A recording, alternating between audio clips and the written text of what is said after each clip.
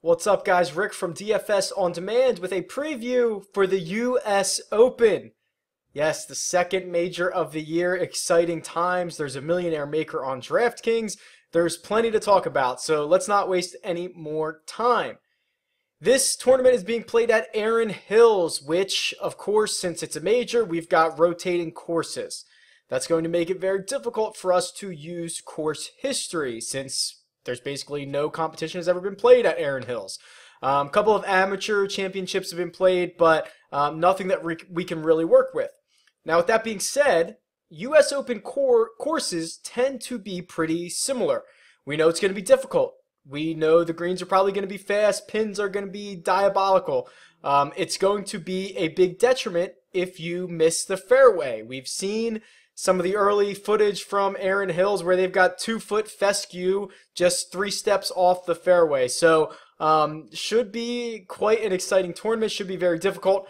And driving accuracy is going to be important. But we'll talk more about those key stats in just a minute. Here's the lobby for the Millionaire Maker. Again, so $1 million at first place. This is a $33 entry on DraftKings. Let's talk quickly about my key stats.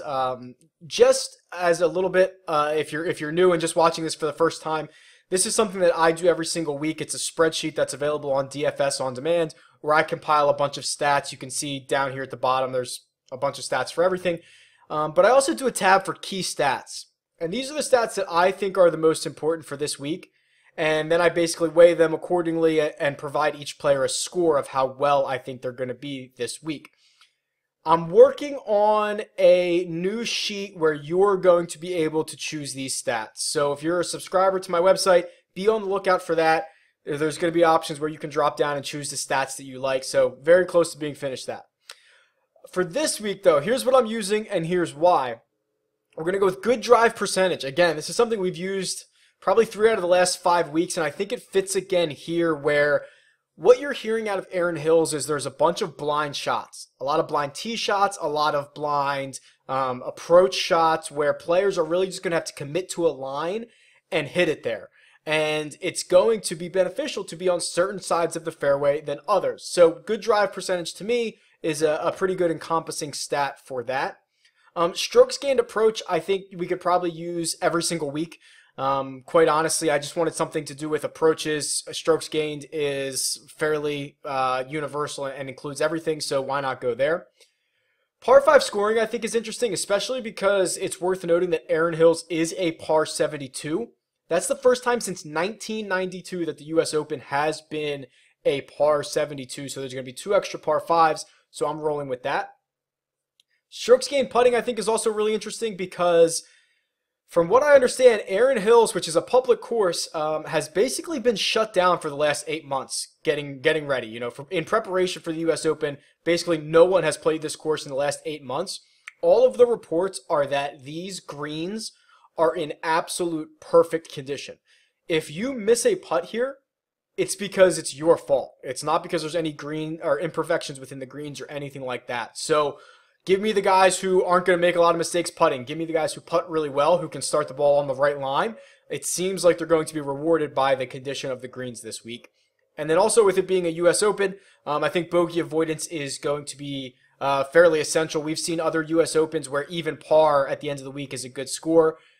Seems like that's probably not going to be the case this week, especially if the wind lays down a little bit. Wind is really the big defense here at Erin Hills. If there's not a lot of wind, I think guys are going to be able to go pretty low. But I'm still going to like bogey avoidance for this week. All right. In terms of players, you get the star-studded field, right? Like everybody comes out for the U.S. Open, and all of these guys at the top are probably going to be good plays. We'll talk about a few of them.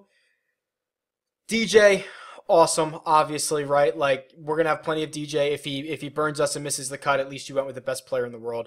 I like Jordan Spieth a lot from this group, especially with those greens. You know, Spieth is a guy who putts really well. From like 20 feet and beyond. He's obviously had a lot of success at the U.S. Open in the past. So Jordan Spieth to me is a guy that I will probably have more of than the rest of these. We'll talk about a couple more, but Jordan Spieth will probably be one of the top 3 guys that I have out of this range here. Rory, as much as I love Rory, I think this week it's probably going to be tough to play him.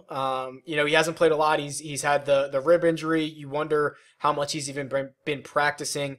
If you watch this video series, you know that I'm a huge believer in Rory. I just don't know how that's going to work this week. So also he's using a new putter this week. He's going to use that spider putter, which always kind of worries you when you put something in play for the first time. Obviously, I'm sure he's used it up to this point, but there's just enough notches against Rory for me to not be particularly thrilled about rostering him.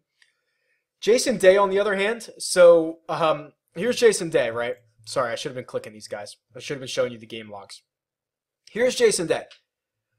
We've talked about this kind of all year where it's like his stats are kind of skewed because he's been dealing with some family issues. He hasn't played really well. So you can kind of throw his key stats out the window. But he's really rounding into shape. Okay, second place at the AT&T, T15 at the Memorial. He had a T22 at the Masters. No one has a better record at the U.S. Open than Jason Day. Let's look at this. All right, so here's Jason Day. The last 5 times he's played the U.S. Open, T8, T9, T4, T2, T59, and a solo second. It's not going to get much better than that. If we look at historic stats, so these are all the guys who have played at least 3 rounds at the U.S. Open. Jason Day, perfect on made cuts, of course, I just told you that, but also the lowest scoring average. So, going to be really hard to pass up Jason Day here. And then, I like Jon Rahm a lot. So, we talked about this a little bit at the Wells Fargo. So, the Wells Fargo normally played at Quail Hollow, was played at Eagle Point this year because Quail Hollow is hosting the PGA Championship.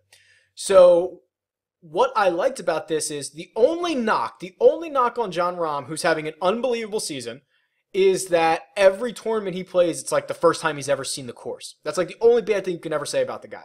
Well, you throw that out at the Wells Fargo Championship because Eagle Point was new to everybody, and you throw it out here because Aaron Hills is new to everybody. So you've got Jon Rahm now on essentially a level playing field where no one's got course history on him, and he's just been outrageously good. I think like this has to feel like if you're Jon Rahm, this is a chance to go get your first major. So really like Rahm as a play this week at 10,300.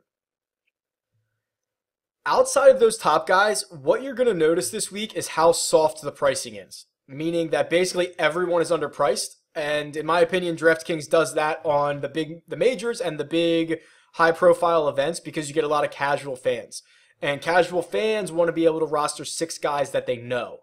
So I think the pricing gets very, very soft so that you can make some really good lineups. So I think that basically everyone is underpriced, but I'll point out a couple of players here. Justin Thomas, 8,300. So coming off the T4 at the Memorial was really impressive, but even more than that, Justin Thomas, everyone knows like he hits the long ball, right? Like he's a bomber, whatever. What I don't think people understand is how good on approaches he is. So 4th in strokes gained approach in this field. Obviously the bombing helps in par 5 scoring, so he's 12th in par 5 scoring. Actually a really good putter, 15th in the field in strokes gained putting. Like, it's hard to overlook. All the numbers are there, and he just has this rap as kind of just being like, oh, maybe he's just a bomber, but he's so much more than that. So I think he's worth a look. This range is so stacked here. I mean, geez, oh man, I like Peters. Kuchar I think would be great. I think Kisner. Okay, so I think Kisner is going to be really good. A very accurate driver of the golf ball. Someone who has played really well recently.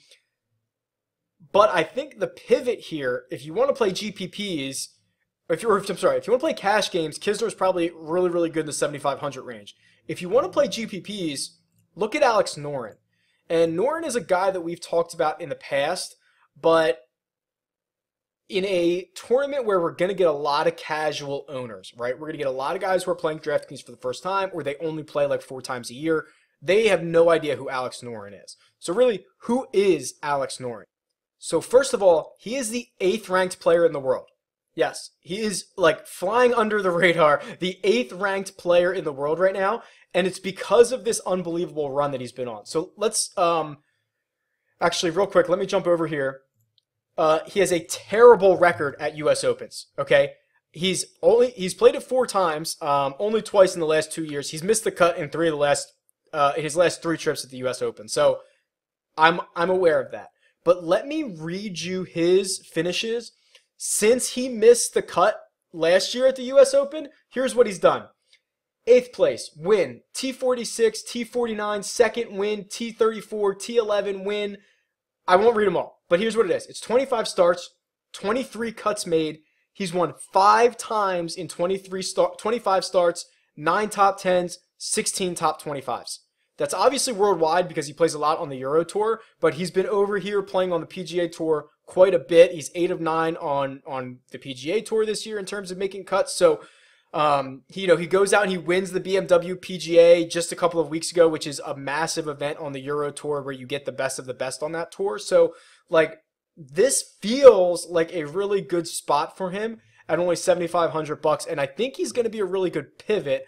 There might be a lot of lineups with Kisner and Noren, but I suspect that Kisner is going to be fairly heavily owned.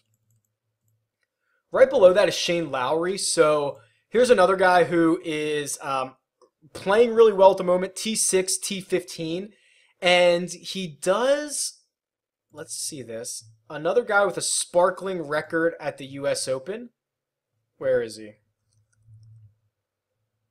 Here he is. Last 2 years, 2 top 10s, a T9 and a T2, and he's actually missed the 2 cuts before that, but still, of all the guys who have played at least 3 times, Lowry has the second best scoring average, despite missing 2 cuts.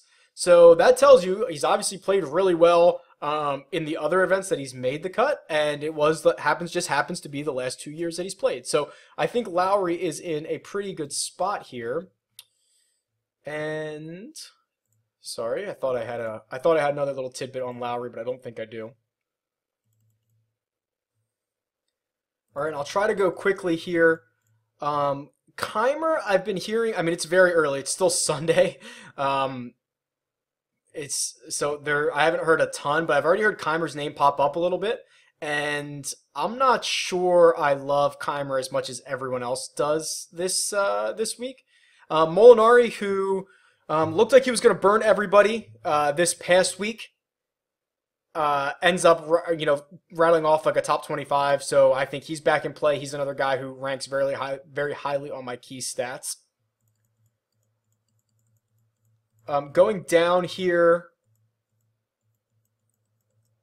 Billy Horschel, 6,700. Talked about him last week. Same things. Okay, he goes out and has a T4 this current week at the St. Jude. So I think he will be play really well again this week. Again, 6,700. Like, these prices are way too low. Leishman, Pat Perez. Here's a really good one, Ross Fisher. So $6,600 is closing in on the minimum, because we're gonna have a bunch of guys at the bottom of this player pool who are amateurs who have qualified from guys who have qualified from sectionals that, because the U.S. Open has this process where you can get in through open qualifying, and you have a lot of those guys who very unlikely to win this thing, and they're priced at like 6,400. Then you have Ross Fisher, who's 6,600, who, if you look, a T22 at the Memorial, a T9 on the Euro Tour, which the BMW PGA Championship is a big-time event there. And Fisher's a guy that plays really well. You can see all these high finishes. Here's a World Golf Championship, a T3 at the Mexico Championship. So he can handle himself on this tour. And what I'm starting to hear out of Aaron Hills is like, okay, it's very unlikely that the wind lays down all 4 days. And when the wind kicks up, this is going to kind of turn into one of those, like, almost like an open championship where the Euro guys who have played in the wind their entire life, who are more familiar with that style of play, they might be the beneficiaries. So Fisher kind of fits that mold, right? He's a guy from England. He's probably played in a lot of wind. If it starts kicking at Aaron Hills, I think that some of these Euro guys can post some really good scores. All right, let's wrap up with what we usually do here. I'm going to have much more content this week, so just make sure you follow me on Twitter. It's at DFS On Demand. Try to get as much out as I can for this week since it's such a big week. Here's what I've done. So here are the Vegas odds for this week, and it's worth noting that the pricing came out at least a week early than it usually does. So there's probably just a handful of guys that the Vegas odds are off on here. It's pretty good, but you can see Rose and Matsuyama probably just a bit underpriced on DraftKings. And then you have this group here. So the group that we kind of chatted about, the Thomas Peters, Alex Noren, Kuchar, Kevin, Kisner group, like all underpriced here. Okay, they're 50 to 60 to 1. You've got Paul Casey, who's 50 to 1, and $1,000 more than some of these guys. So I like a lot of the guys in that group in terms of value. But what you can see is there's some fairly significant value here. I don't know of another tournament where a guy with 1.5% to win, which kind of in these fields in golf, that's a fairly significant chance to win. They're $6,700. Like Billy Horschel, $6,700. Leishman, $6,700. Pat Perez is somewhere in here where he's super cheap too. Here's Ross Fisher, right? Like 150 to 1. That's a pretty good number at $6,600. So a couple guys stand out. I've also got different sites on here. You actually see Fantasy Draft does a little bit of a better job pricing here. It's more efficient. But there are some inefficiencies on DraftKings as well. So I hope that helps. If you have any questions or comments, let's talk about it. I'm stoked for this week, so let's have as much discussion as possible. I'll tweet out as much as I can. It's at DFS On Demand. Tweet me there or leave a comment below, and I'll talk to you guys soon. Good luck.